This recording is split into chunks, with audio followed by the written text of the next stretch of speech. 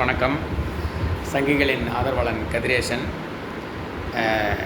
போன சட்டமன்ற கூட்டத்தில் நம்ம எதிர்க்கட்சி தலைவர் உதயநிதி ஸ்டாலின் அவர்கள் சனாதன தர்மத்தை அழிப்பேன் அப்படிங்கிற மாதிரி பேசியிருந்தார். அவர் மட்டும் இல்லை, இந்த விக்கிற கட்சி, புதுசாக ஒரு கட்சி ஒன்று விக்கிற கட்சி, அந்த கட்சியோட எம்எல்ஏ ஒருத்தன் முஸ்தபாங்கிற ஒரு தருதலை புறம்போக்கு நாய், அவன் மதுரையில் மக்கள்கிட்ட தெருவா வீதி வீதியாக இந்துக்கள்கிட்ட சின்ன பிறந்த குழந்தைலேருந்து நாளைக்கு சாகர கிளை வரைக்கும் காலையும் கையில் விழுந்து ஓட்டு பிச்சை எடுத்து எம்எல்ஏ ஆன தெருப்பூரிக்கு நாய் அவன் சனாதன தர்மத்தை அழிப்பேன் அப்படிங்கிறான். இல்லை, அவன் தேர்தலுக்கு முன்னாடி அவன் சொல்லியிருக்கணும், எங்களுக்கு இந்துக்களும் முஸ்லீம்களும் கிறிஸ்தவங்களும் ஓட்டு போட்டால் போதும், நாங்கள் சனாதன தர்மத்தை எதிர்க்கவங்க இந்துக்கள் ஓட்டு போட வேண்டாம்னு கேட்டிருக்கணும் இந்த தருதலை. ஆனால் ஜெயிச்ச ஆட்சிக்கு எம்எல்ஏ ஆனதுக்கப்புறம் இந்த சனாதன தர்மத்தை எதிர்க்கும். பெரியார் வச்சுருக்க பெரியார்ன்ற வெப்பாட்டியோட கிறங்க பிடிச்சவனே, பெரியார் வச்சுரு பொண்டாட்டி வச்சு, அதை பற்றி எங்களுக்கு என்ன பிரச்சனை? நாங்கள் சொன்னோமா உங்கள்கிட்ட நீ தொழுகு இருக்கவா, நீ சாமி கும்பிடவா அப்படின்னு உன்ற வீட்லேயோ, இல்லை உதயநிதி ஸ்டாலின் அவர்களை தான் கேட்குறேன், இல்லை இந்த விக்கிற கட்சி தலைவர் எம்எல்ஏ அவனையும் தான் கேட்குறேன்.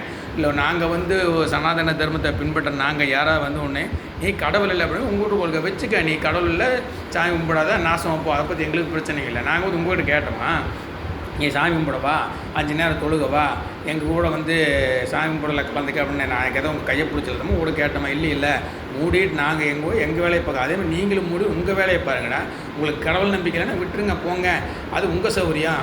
எங்களை எதுக்குடா நீங்கள் தொந்தர வேண்டாம், எங்களை சாமி கும்பிட வேண்டாம், சடங்கு பண்ண வேண்டாம், பாலாபிஷேகம் பண்ண வேண்டாம், நெய்யபிஷேகம் பண்ண வேண்டாம், அதை பண்ண வேண்டாம், இதை பண்ண சொல்கிறதுக்கு உங்களுக்கு யார் அதிகாரம் கொடுத்தது?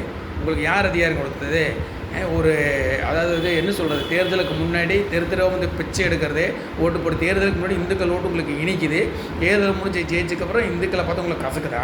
அந்தளவுக்கு இந்துக்களை கேவலமாக போயிட்டாங்களா? அப்படி கேவலமாக இந்துக்கள் ஓட்டு வாங்கி நீங்கள் என்ன மயிர்கடா ஜெயிக்கிறீங்க? நீங்கள் என்ன மயிருக்கு இந்துக்கள் கிட்ட ஓட்டு கேட்குறீங்க? ஓட்டு கேட்க இந்துக்கள் கிட்ட ஓட்டு கேட்க என்ன சனாதன தர்மத்தை நீங்கள் ஏற்றுக்காம போ, சாமி கும்பிடாம போ, அது உன்ற சௌரியம். நாங்கள் அதை கேட்கவே இல்லை.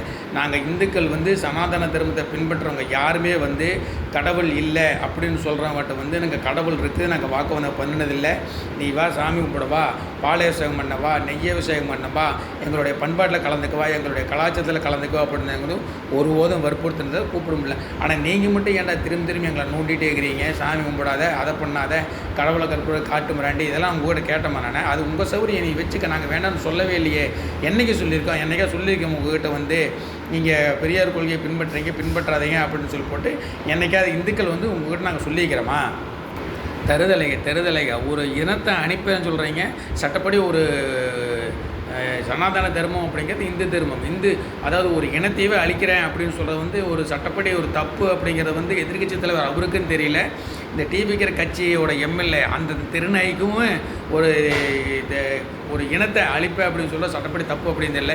ஏற்கனவே நம்ம எதிர்க்கட்சி இப்போது முதல்ல டெப்டி சிஎம்மாக இருந்து இப்போ எதிர்க்கட்சி தலைவராக இருக்கிற உதயநிதி ஸ்டாலின் அவர்கள் உச்ச நீதிமன்றத்தில் போய் நான் சொன்னது தப்பு தான் அப்படின்னு மன்னிப்பு கேட்கறது வந்தார். அதை மறந்துட்டு மறுபடியும் அதே வார்த்தையை யூஸ் பண்ணுறாரு. இந்துக்களை தொடர்ந்து சீண்டி பார்க்குறாரு. இந்துக்களை சீண்டி பார்த்ததுனால தான் இன்றைக்கி எதிர்க்கட்சி வரிசையில் நீங்கள் ஆளுங்கட்சியாக இருந்து மக்களுக்கு எத்தனையோ செஞ்சீங்க, அதை செஞ்சீங்க, இதை செஞ்சீங்கன்னெலாம் சொல்லி போட்டு இன்றைக்கி எதிர்க்கட்சி வரிசையில் கொண்டிருக்கீங்க. இன்னும் இதே மாதிரி இந்துக்களை சீண்டிட்டு சனாதனம் தீண்டுன எதிர்க்கட்சி வரிசையில் கூட நீங்கள் உட்காந்துருக்க முடியாது. நீங்கள் வரலாற்றை நீங்கள் தொடர்ந்து நல்ல முறையாக பாருங்கள். இந்துக்களை எதிர்த்தவன், சனாதன தர்மத்தை எதிர்த்தவன் எப்படி கஷ்டப்பட்டான், எப்படி செத்தானெல்லாம் நீங்கள் அண்ணாதுரை அப்படிங்கிற ஒரு ஆள் பீரங்கியோட வாயில் வச்சு மீனாட்சி அம்மனை என்னைக்கு புழக்கிறோமோ அன்னைக்கு தான் தமிழ்நாடு விளங்குன்னு சொன்ன அண்ணாதுரை வாயில் புற்றுநோய் வாய் பேச முடியாமல் செத்தவன் அண்ணாதுரை. இதே மாதிரி பெரியார் அப்படி தான் கடவுள் அந்தளவுக்கு கேவலமாக பேசி கடைசி வரைக்கும் இயற்கையை ஒன்றும் கூட போக முடியும் மூத்திரச்செட்டோடு திருந்து கஷ்டப்பட்டு செத்தவங்க அந்த ஈவேரு ராமசாமி. அதேமாதிரி நடிகர், அவர் பேர் ராதா ரவியோட அப்பா, அவர் எம்ஆர் ராதா, அப்படி தான் கடவுளை பார்த்து அந்தளவுக்கு கேவலம் பேசினார். கேன்சர் கேடைசியில் கொடுமைப்பட்டு கோயிலாக போய் கடவுளே என்னை காப்பாற்றுகிறவனே கெஞ்சி தான் அந்தளவுக்கு கஷ்டப்பட்டு தான் அந்தாலும் செத்தார். சனாதன தர்மம் அவ்வளவு அசால்ட்டான தர்மம் இல்லை, யாருக்கும் கடுமையான தண்டனை என்றைக்கும் இங்கே சனாதன தர்மம் கொடுக்காது. சனாதன தர்மத்தை பற்றி கேவலமாக பேசுகிறதுக்கு எந்த புறம்போக்கு நாய்க்கு எந்த ஒரு எச்சக்கலைக்கும் தகுதியே கிடையாது. அப்படி சனாதன தர்மத்தை பற்றி கேவலமாக பேசுகிறவன், சனாதனம் தர்மம் ஒழிக்கணும் அப்படின்னு சொல்கிறவன் இந்துக்கள்கிட்ட ஓட்டு கேட்டு வரக்கூடாது. மானவக்கம் இல்லை, ரோசம் இல்லை, சூடு இல்லை, சொரணை இல்லை, சோத்தில் உப்பு போட்டு திறந்துக்கிறீங்க. பிறந்த குழந்தையில சாயர் கிழவைக்கு காலில் விழுந்து தெருவாக காலில் விழுந்து ஓட்டு பிச்சை கேட்குறீங்க. அன்னைக்கு சரியில்லையா? இவங்க கூட சனாதன தர்மத்தை பின்பற்றுறவங்க இவங்க கூட ஓட்டு கேட்கக்கூடாது அப்படின்னு அன்னைக்கு தெரியலையே உங்களுக்கெல்லாம்? இன்றைக்கி ஜெயிச்சதுக்கப்புறம் தான் தெரிஞ்சுதா? அதனால ஜெயிக்கிற வரைக்கும் மாலை போட்டுக்கிறது, வேலை தூக்குறது, கோயிலுக்கு போகிறது, குங்குமம் வச்சுக்கிறது, தேர்தல் முடிஞ்சதுக்கப்புறம் சனாதன தர்மத்தை ஒழிக்குங்கிறது.